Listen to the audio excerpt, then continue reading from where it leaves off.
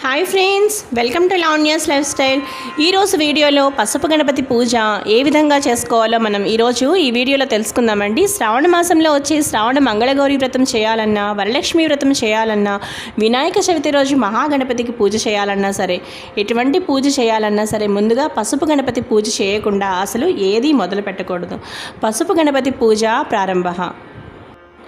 ఇంటిలో ఈశాన్య మూలలో స్థలమును శుద్ధి చేసి అలికి బియ్యపు పిండితో కానీ రంగుల చూర్ణములతో కానీ ముగ్గులు పెట్టి దైవస్థాపన నిమిత్తమై ఒక పీటను వేయాలి.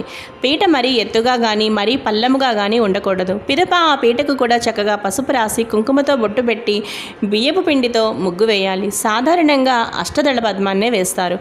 పూజ చేసేవారు తూర్పు ముఖంగా కూర్చోవాలి. ఏ దైవాన్ని పూజించబోతున్నారో ఆ దైవం యొక్క ప్రతిమను కానీ లేదా చిత్రపటమును కానీ ఆ పీటపై ఉంచాలి. ముందుగా పసుపుతో గణపతిని తయారు చేసి పసుపును సుమారు అంగుళం సైజులో త్రికోణ ఆకృతిలో ముద్దగా చేసి దానికి కుంకుమ బొట్టు పెట్టి పిదప ఒక పళ్ళెంలో కానీ లేదా ఒక తమలపాకు నుంచి పసుపు గణపతి నుంచి అగరవత్తులు వెలిగించాలి.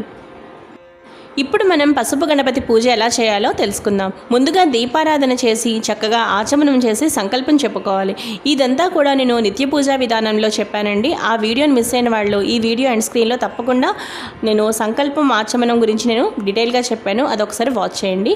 దాని తర్వాత లఘు పూజగా మనం చక్కగా పసుపు కుంకుమ గంధ అక్షతలతో అలాగే నానావిధ పరిమళ పత్ర పుష్ప గంధాక్షతలతో చక్కగా ఓం మహాగణాధిపతయే నమః అని చెప్పుకుంటూ పూజను ప్రారంభించాలి. చక్కగా ఆ విధంగా అన్నీ, ఒకవేళ మీకు మంత్రాలు రాకపోయినా సరే చక్కగా ఓం మహాగణాధిపతయే నమః అనే ఒక చిన్న మంత్రం చెప్పుకుంటూ మీరు చక్కగా గంధాక్షలతో పూజించుకుంటూ అలాగే పసుపు కుంకుమ వేసుకుంటూ వినాయక స్తోత్రం తప్పకుండా చదువుకోవాలి. అలాగే చక్కగా ధూప దీపాలు కూడా ఒక్కసారి పసుపు గణపతికి చూపించి నైవేద్యంగా బెల్లం ముక్క అలాగే అరటిపళ్ళు నైవేద్యంగా పెట్టాలి. తర్వాత తాంబూలం పెట్టాలి.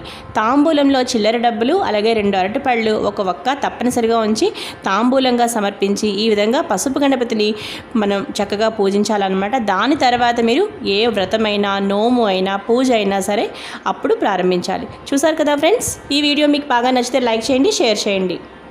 అలాగే మరిన్ని వీడియోస్ కోసం లావణ్యాస్ లైఫ్ స్టైల్ ఛానల్ని తప్పకుండా సబ్స్క్రైబ్ చేసుకోండి. అలాగే మరిన్ని డివోషనల్ వీడియోస్ కోసం ఎన్నో పూజా విధానాల కోసం ఎన్నో వీడియోస్ కోసం చూస్తూనే ఉండండి Lavanya's life style. Thanks for watching.